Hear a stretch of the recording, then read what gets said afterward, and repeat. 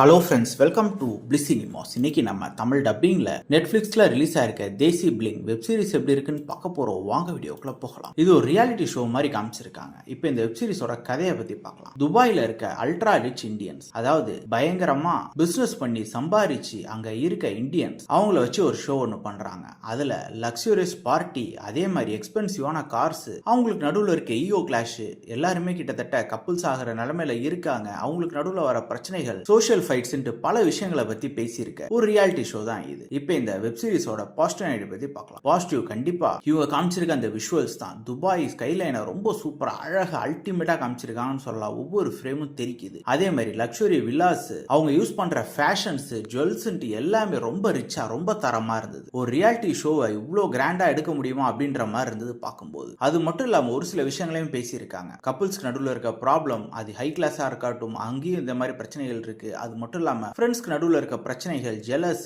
அப்படின்ட்டு பல விஷயங்களை காமிச்சிருக்காங்க. அது மட்டும் இல்லாம ஒவ்வொருத்தருக்கு நடுவில் இருக்க ஹிடன் சீக்ரெட்ஸையும் காமிச்சிருக்காங்க. இதெல்லாம் இந்த வெப் சீரிஸோட பாசிட்டிவ். நெகட்டிவ் பத்தி பாத்தீங்கன்னா பல போர்ஷன்ஸ் நமக்கு இது ரொம்பவே அப்பட்டமா ஸ்கிரிப்டட் அப்படின்ற மாதிரி தெரியற மாதிரி தான் இருக்கு. அது மட்டும் இல்லாம அதுல காமிச்சிருக்க எமோஷனல் கண்டென்ட் எதுவுமே நம்ம கனெக்ட் ஆகல. ஏன்னா அது ஸ்கிரிப்டட் அப்படின்றது நமக்கு தோணுனதுனால. மொத்தத்துல இந்த வெப் சீரிஸ் பாத்தீங்கன்னா ஒரு பிலாவரேஜான வெப் சீரிஸ் தான். வேணும்னா ட்ரை பண்ணி பாருங்க.